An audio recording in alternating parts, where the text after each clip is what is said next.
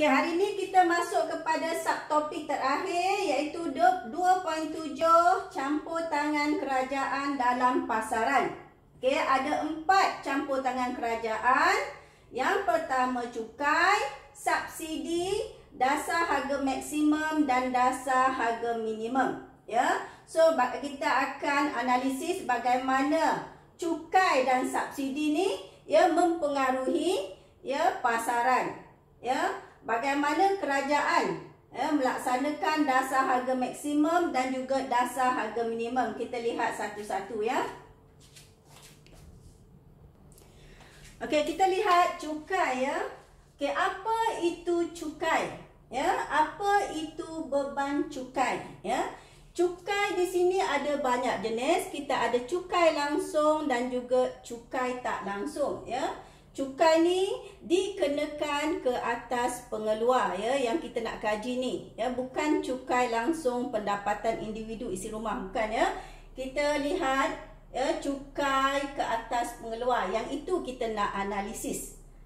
Okey, beban cukai di sini ada istilah beban cukai dalam soalan. Apa itu beban cukai? Beban cukai ialah jumlah cukai yang dikenakan oleh kerajaan. So jumlah cukai ini yang perlu dibayar Okey, cukai akan menyebabkan kos pengeluaran naik Apabila kos pengeluaran naik, maka firma terpaksa mengurangkan penawaran Kesannya kelok SS akan beralih ke kiri. Okey, cukai yang kita nak analisis di sini ialah cukai tak langsung, di mana sebahagian beban cukai nanti akan dipindahkan kepada pengguna. Jadi jumlah cukai ni bukan semuanya dibayar oleh pengeluar. Sebahagiannya akan dipindahkan kepada pengguna. So siapa beli barang tersebut, dia kena bayar cukai tersebut kena tanggung beban cukai tersebut. Okay, hari ini kita nak analisis kesan cukai ke atas harga, output dan juga agihan beban cukai So untuk terangkan ini kita menggunakan rajah. Okay, kita nak terangkan beban cukai Okay, ini adalah kelok asal, kelok permintaan barang, penawaran barang keseimbangan asal pada I0, harga P0, kuantiti Q0 Jadi keseimbangan asal ialah apabila D sama dengan S0 harga P0 dan kuantiti Q0. Okey, ini keseimbangan asal dia. So apabila kerajaan mengenakan cukai, kesannya kos pengeluaran akan naik.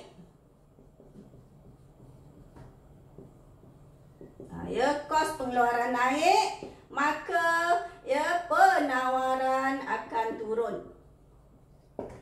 Kelok SS beralih dari S0 ke S1 beralih ke kiri. Bila penawaran turun, kelok akan beralih ke kiri. Jadi beralih ke kiri, penawaran turun. Beralih ke kiri. Maka ini adalah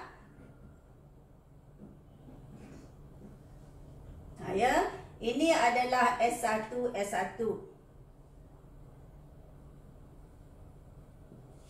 Okey.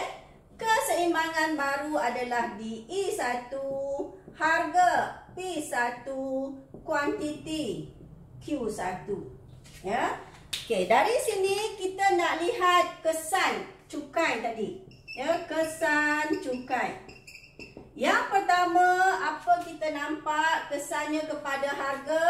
Harga naik So harga naik dari P0 ke P1 itu kesannya kepada harga.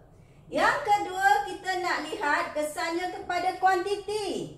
Kuantiti turun kuantiti turun dari Q0 ke Q1.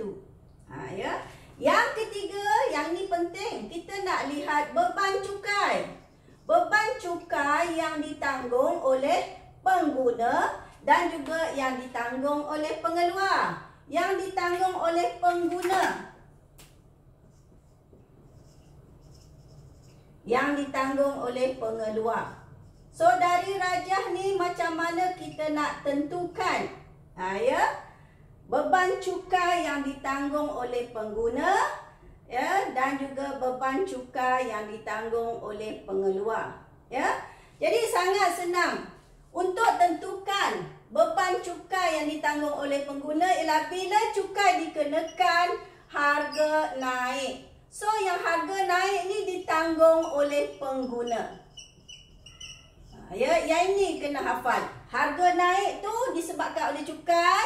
So siapa tanggung? Pengguna tanggung. Ya, bila harga naik kita kena bayar pada harga yang baru yang naik tadi. So beban cukai pengguna yang harga naik. So ini adalah ya harga asal. Ya. So ini yang harga naik. Ya harga naik di sini. Okey. Ya, jadi di sini kita tentukan dulu jumlah. Ya, jumlah beban cukai. Yang manakah jumlah beban cukai? Ya, jumlah beban cukai bermula pada keluk ya penawaran yang baru S1 S1. Peralihan keluk ni lah beban cukai.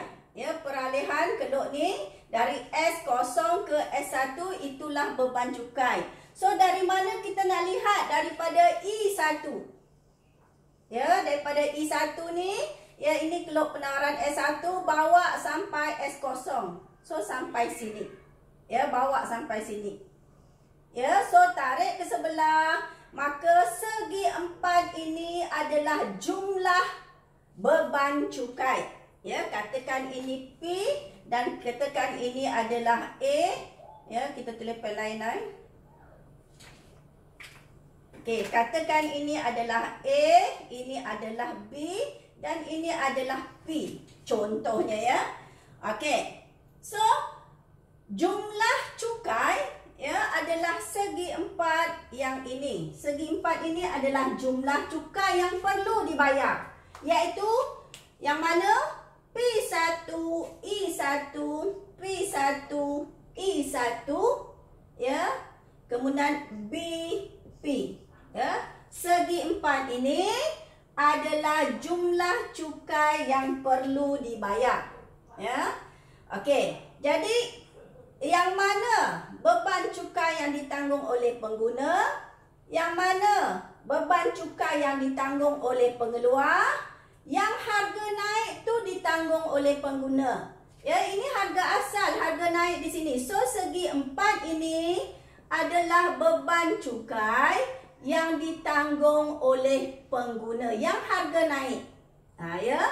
Okey. So beban cukai yang ditanggung oleh pengguna ialah ya P0, P1, I1, A.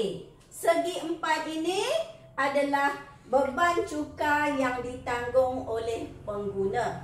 Manakala bakinya yang bawah semua ni lah.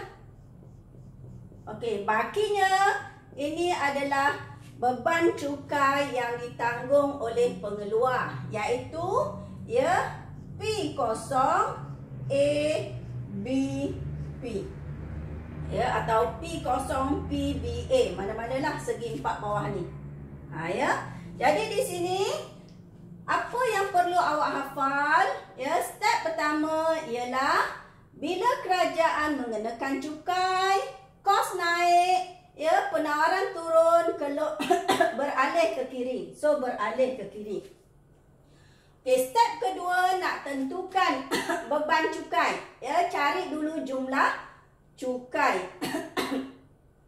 So jumlah cukai bermula dengan keluk S1 S1 iaitu pada titik keseimbangan I1. Bawa daripada I1 sampai bertemu dengan keluk penawaran asal S0 S0. Dari sini dapatlah ya segi 4 ya jumlah cukai yang terpaksa dibayar. Okey, dari sini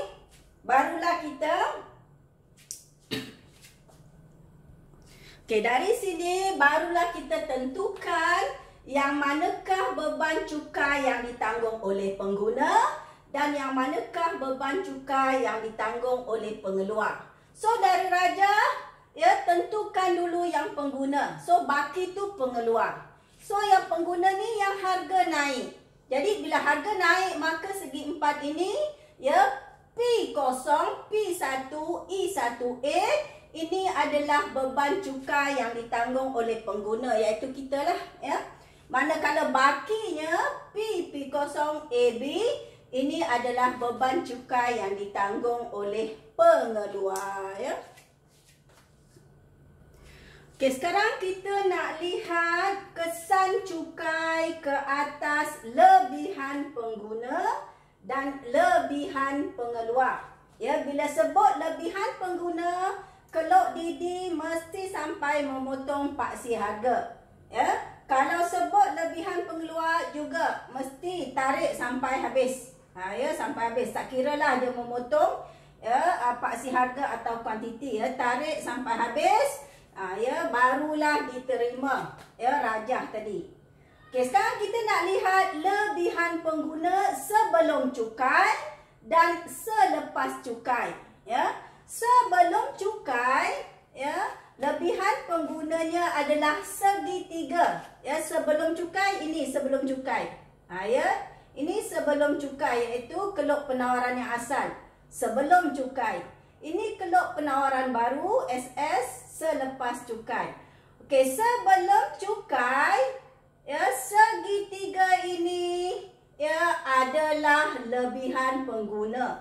Ya, sebelum cukai, iaitu P0, P0, I0A, iaitu segitiga ini adalah lebihan pengguna sebelum cukai. Ya, jadi bila kerajaan mengenakan cukai, kelok penawaran beralih ke kiri, maka harga yang baru adalah P1. Ya, jadi di sini lebihan pengguna yang baru ialah pada P1, segitiga ini, ya. So segitiga ini adalah lebihan pengeluar yang lebihan pengguna yang baru selepas cukai. Ya, jadi kita nampak lebihan penggunanya turun, ya, berkurang atau turun, ya, daripada, ya, sebelum ni P0A, I0, P0A, I0 kepada yang baru selepas cukai P1A, I1, P1A, I1. Ya, jadi kita nampak, ya, cukai menyebabkan lebihan pengguna turun. Ya, sebelum cukai lebihan penggunanya adalah P0A, ya, I1, I0, iaitu yang warna biru ni, ya, kawasan berlorek segitiga biru ni, ya. Manakala selepas cukai lebihan penggunanya adalah P1A, I1, iaitu segitiga, ya, yang berlorek merah. Jadi kita nampak segitiganya makin kecil. Ini menunjukkan lebihan pengguna turun, ya, daripada P0A, I0 kepada P1A, I1. Ya, okey. Jadi apa yang kita nampak di sini? Yang pertama, ya, beban cukai. Kita dah terangkan tadi macam mana nak lihat beban cukai. Beban cukai yang ditanggung oleh pengguna yang harga naik. Beban cukai yang ditanggung oleh pengeluar yang baki selebihnya. Kemudian lebihan pengguna kita nampak dia berkurang. Last kali kita nak lihat lebihan pengeluar. Okey, sekarang kita nak lihat kesan cukai ke atas lebihan pengeluar. Ya, bila sebut lebihan pengeluar, kita lihat kelok SS. Ya, kelok SS. Ya, ini nak menunjukkan kawasan lebihan pengeluar. Kelebihan pengeluar yang asal pada P kosong. Ya, pada P kosong ini ya. So pada P kosong ini adalah lebihan pengeluar sebelum cukai. Ya, sebelum cukai. Okey, selepas cukai harga naik ke P1, maka lebihan pengeluarnya adalah ya kawasan berlorek warna biru ni. Ya. So sebelum cukai, ya lebihan pengeluar ialah P, katakan di sini P. P kosong, I kosong, iaitu segitiga berlorek merah. Ya, selepas cukai, lebihan pengeluarnya adalah P kosong, P1, I1, iaitu kawasan berlorek biru. Apa yang kita nampak, segitiganya juga semakin mengecil. Ini menunjukkan lebihan pengeluar juga turun. Ya, lebihan pengeluar turun ya daripada P kosong, I kosong, P kepada ya P kosong, P1, I1. Ya. So, lebihan pengeluar juga turun daripada P kosong, P, I kosong kepada P kosong, P1, I1. Ya. So, ini sahajalah analisis cukai ya ke atas pasaran. Kita nak lihat kesan cukai kepada harga, ya harga naik. Kesan cukai kepada kuantiti, kuantiti turun, kesan cukai kepada beban cukai, yang mana ditanggung oleh pengguna, yang mana ditanggung oleh pengeluar. Kemudian kesan cukai kepada lebihan pengeluar, so lebihan pengeluarnya turun, lebihan pengguna juga turun.